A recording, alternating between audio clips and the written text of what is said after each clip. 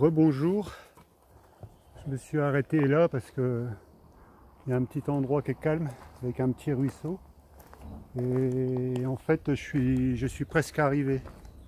Il doit me rester, je vois qu'il y a une plaque là-haut. En fait je viens de parcourir les 24 km d'une seule traite. Je me suis pas arrêté, j'ai pas décroché le sac à dos. En fait là, pendant 23 km 700, l'étape qu'elle faisait, j'ai pas ressenti du tout le sac à dos sur les épaules. Et là en fait il me reste 750 mètres avant d'arriver au village de, je sais plus comment ça s'appelle. Donc vous voyez, c'est vraiment un endroit qui est calme. En fait tout le parcours là il était boisé tout le long et c'était vraiment agréable. Donc là, depuis le début, là, j'ai rencontré des Français tout à l'heure à Sarria, là, il y a 5 km de ça. Et là, ça remonte encore dans une partie boisée. Et en fait, aujourd'hui, c'est une des étapes où j'ai dépassé le plus de monde. Il y a de plus en plus de monde qui arrive sur le périple, là. Ils attendent, jusque-là, depuis le début, j'étais tout seul. Et en fait, le seul que je dépassais en fin de journée, c'était mon ombre. Bon, je voyais l'ombre devant moi tout le long de la journée et en fin de journée ça rebasculait. Et là c'est la première fois que je rencontre autant de monde et que j'en dépasse autant. Il y en a qui se baladent, hein, après il y en a qui ne sont pas pressés. Là je viens de rencontrer un couple de Français, c'est la 4e ou 5e fois. Ils viennent de Senlis et ils ont démarré le périple en 5 ans à partir du Puy-en-Velay. C'est un endroit qui est réputé pour le départ. Et donc là c'est je crois que c'est la 5e année. Mais là ils ont débuté à Burgos et ils vont aller jusque Fisterra.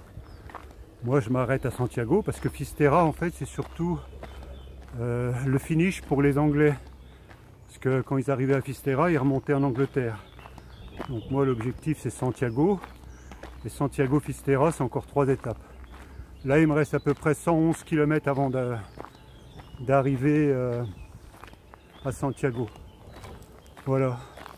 Donc là, il y a des zones vraiment agréables. Là, il y a un sacré arbre. Un châtaignier, je crois bien. Ouais, il est vraiment creux. Voilà, donc là, au fond, ça remonte un peu. Mais bon, je suis presque arrivé là. Je suis très bien. J'ai vraiment pas ressenti le sac à dos sur les épaules. C'est pour ça que j'ai même pas cherché à m'arrêter en fait. Parce que comme il y a des fontaines un peu partout, j'ai pas eu besoin de décrocher le sac à dos pour prendre ma bouteille. Je me suis altéré au point d'eau qui ont jalonné quasiment tout le parcours. J'ai pas vu 3 km sans eau, c'était quasiment rare. Donc voilà, là ça remonte un peu là. Mais bon, je suis presque arrivé là. Vous voyez, je vous remonte un peu de l'autre côté là. Vous voyez que ça remonte un peu. Voilà. À Trocabella, Belado, je sais pas quoi là, que j'arrive. J'ai pas voulu m'arrêter à Sarria, enfin d'abord c'était pas mon étape.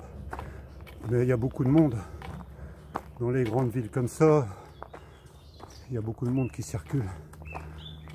Tandis que dans les plus petits villages, on est tranquille. Hier j'ai bien vu dans les terrasses qu'il y avait pas mal de monde nouveau que j'avais pas rencontré jusque là. Donc voilà.